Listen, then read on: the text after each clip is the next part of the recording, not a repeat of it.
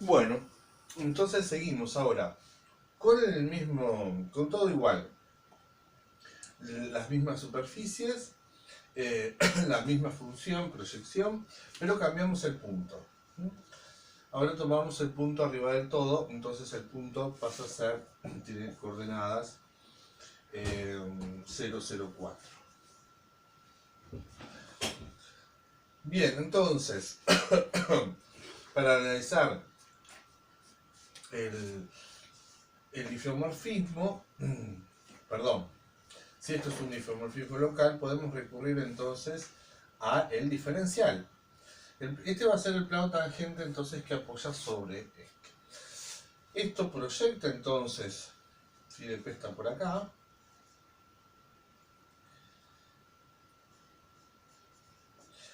el plano tangente se confunde con el propio plano porque básicamente son el mismo, ¿no? Entonces acá vamos a dibujar este entonces también con otro color para identificar que estos son los planos tangentes.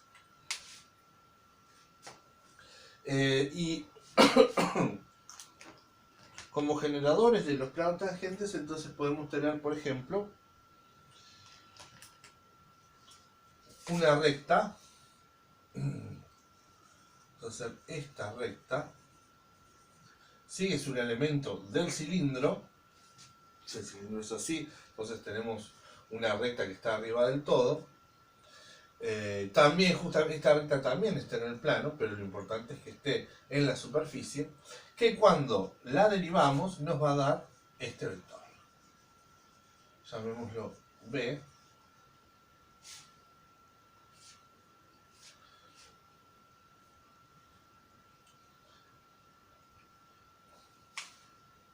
Que es uno de los generadores del plano. Y para conseguir otro generador del plano, entonces sí nos preocupamos por tener una circunferencia que cuando la derivemos nos va a dar un vector que llamamos W. Y con esto ya tenemos dos generadores de plano, ¿sí? Entonces el plano está así, nuestro cilindro es así, y estamos con un círculo que es así, que cuando lo derivamos nos da este W, y una recta, entonces, sobre la parte superior del cilindro, que cuando la derivamos nos da un vector B, ¿sí? Entonces esto sería, tendríamos la base del plano, y esto, ahora hay que analizar cómo va a parar a este otro plano. Casualmente son paralelos los planos, entonces como planos, sus subespacios asociados son el mismo. Entonces cuando nosotros analicemos el diferencial de phi de este plano en este plano, ¿sí? Llamémoslo C al cilindro y llamémoslo P al plano del piso, entonces en realidad vamos a poder identificar todos estos con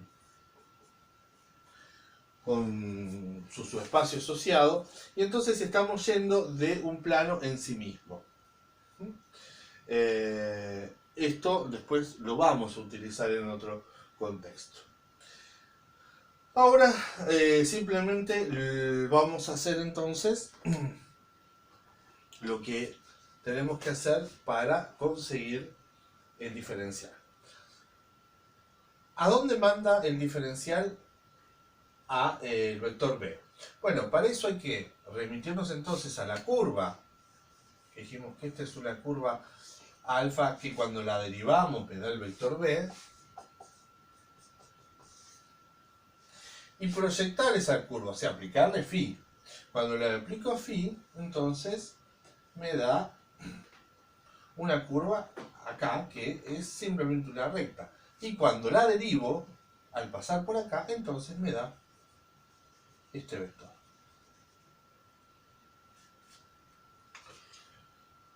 Bien, y entonces, por lo menos este que es lo nulo claramente va a parar a lo que es lo nulo.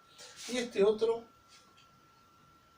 bien, acá cuando tengo que proyectar este círculo también se va a proyectar en algo que hace esto. Pero lo importante es que voy a tomar nada más que este pedacito, que es la parte, digamos, que no estamos viendo,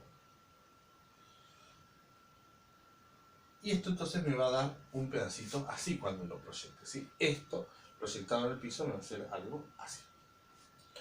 Y entonces cuando lo derivemos,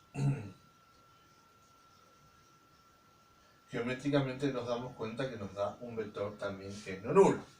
Y también nos damos cuenta que estos son linealmente independientes. Entonces nos damos cuenta de que estamos ante un isomorfismo. El diferencial va a terminar siendo un isomorfismo, ¿sí? Hacemos las cosas de álgebra lineal porque estamos mandando un conjunto de generadores en un conjunto también de generadores del plano, así que esto es un isomorfismo y por lo tanto podemos estar seguros que esto va a ser un isomorfismo local. Efectivamente, si nosotros tomamos un entornito del punto P, no va a haber problema en poder restringir y que la función proyección sea un difeomorfismo entre ellos, sea biyectiva.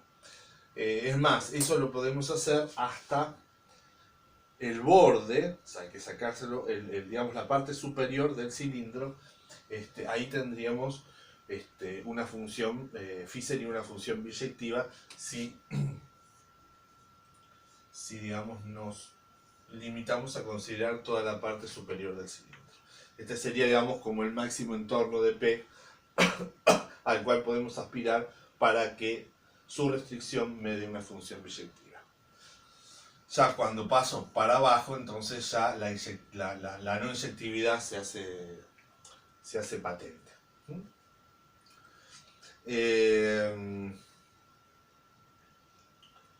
Siempre que hablamos de esta biyectividad, es biyectividad sobre la imagen, no sobre todo el plano, ¿sí? Sino sobre la imagen de la función, del pedazo de función que consideramos.